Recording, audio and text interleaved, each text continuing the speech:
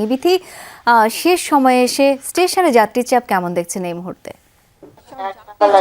একটা বলা যায় না, তার কারণ হচ্ছে দুপুর থেকে এই পর্যন্ত যদি দেখি যে সাধারণত অন্য সময়গুলোতে যেরকম ভিড় থাকে সেই ভিড়টা আমরা দেখতে পাইনি। ট্রেনগুলো আসছে এবং কমলাপুর থেকে যে ট্রেনগুলো ছেড়ে আসছে তার প্রায় সবগুলো ট্রেনেই কিন্তু ফাঁকা আসন নিয়ে আসছে এবং এয়ারপোর্ট থেকে যা যাত্রীরা আসছে তাতেও কিন্তু আসনগুলো ভরছে না, অর্থাৎ বলা যায় তেমন একটি চাপ নেই।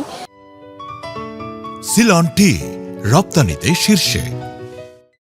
এখানে যেহেতু স্ট্যান্ডিং টিকিটের ব্যবস্থা রাখা হয়েছে, যারা অনলাইনে টিকিট কাটতে পারেনি তারা এখানে আসছেন এবং এসে টিকিট কেটে তারপর হচ্ছে ট্রেনে উঠছেন। সেক্ষেত্রে একটি বিষয় হচ্ছে যে এখানে যারা আছেন স্টেশনের কর্তৃপক্ষ তারা বলছেন যে যেহেতু 4 দিন সরকারি ছুটি তারা পেয়েছেন ঈদের আগে, 17 তারিখ থেকে 17, 18, 19 এই 3 দিন অনেক বেশি চাপ ছিল, উপচে পড়া ভিড় ছিল এবং এবার বেশিরভাগ মানুষই কিন্তু 29টা রোজা হবে সেটা টার্গেট করেই টিকিট কেটেছে, যে কারণে চাপটি 17, 18, 19 এই 3 দিনের উপর পড়েছে।